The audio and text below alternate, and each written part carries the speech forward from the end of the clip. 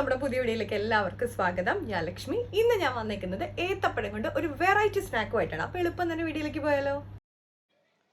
അതിനായിട്ട് നമ്മുടെ ഏത്തപ്പഴമൊക്കെ നമുക്കൊന്ന് പുഴുങ്ങിയെടുക്കാം. ഞാനിപ്പോൾ ചെറിയ പീസായിട്ട് വെച്ച് കൊടുത്തതേ ഉള്ളൂ കേട്ടോ. ഫുള്ളായിട്ട് പുഴുങ്ങിയെടുക്കണമെന്നുണ്ടെങ്കിൽ അങ്ങനെയാണെങ്കിലും ചെയ്യാവേ. ഇപ്പം നമ്മുടെ ഏത്തപ്പഴമൊക്കെ പുഴുങ്ങി പാകമായിട്ടുണ്ട്. അപ്പം ഞാൻ തീ ഒന്ന് ഓഫ് ചെയ്ത് കൊടുത്തിട്ടുണ്ട് കേട്ടോ. അതിനുശേഷം ഞാൻ നമ്മുടെ ഏത്തപ്പഴം നടുക്കത്തെ കറുപ്പ് നാരൊക്കെ ഒന്ന് റിമൂവ് ചെയ്തിട്ട് ഇതുപോലെ ഒന്ന് ചെറിയ പീസായിട്ട് ഒന്ന് അരിഞ്ഞെടുത്ത് വെച്ചിട്ടുണ്ട്. ഇനി ഒരു പാനിലേക്ക് വെളിച്ചെണ്ണ ഒഴിച്ചു കൊടുത്തു. അതിനുശേഷം ഞാൻ ചേർത്ത് കൊടുത്തത് ചെറിയുള്ളിയാണ്. ഇത് നമുക്ക് നന്നായിട്ടൊന്ന് ലോ ഫ്ലെയിമിലിട്ട് വാട്ടി കൊടുക്കാം. ഈ സമയത്ത് ഒരു നുള്ളുപ്പും കൂടെ ഞാൻ ഒന്ന് ചേർത്ത് കൊടുത്തിട്ടുണ്ട്. നമ്മുടെ ഉള്ളിയൊക്കെ ഒന്ന് പെട്ടെന്ന് വാടി വരാൻ വേണ്ടിയിട്ടാണ്. ഒരുപാട് ബ്രൗൺ കളറൊന്നും ആവണ്ട. ഇതുപോലെ അതിൻ്റെ പച്ചമണമൊക്കെ ഒന്ന് മാറി വന്നാൽ മാത്രം മതി.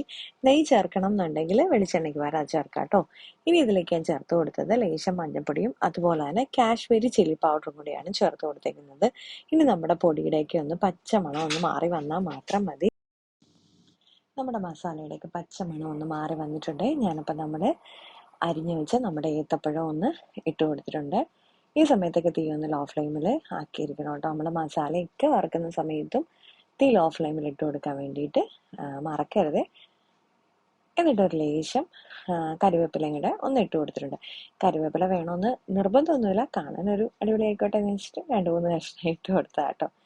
ഇപ്പം നമ്മുടെ സ്പൈസിയും അതുപോലെ തന്നെ ടേസ്റ്റും ആയിട്ടുള്ള നമ്മുടെ ഏത്തപ്പഴം കൊണ്ടുള്ള സ്നാക്ക് ഇവിടെ തയ്യാറായി കഴിഞ്ഞു. ഇതൊരു സ്പെഷ്യൽ വെറൈറ്റി അല്ലേ. അപ്പം എന്തായാലും എല്ലാവരും ഒന്ന് ട്രൈ ചെയ്ത് നോക്കണം കേട്ടോ.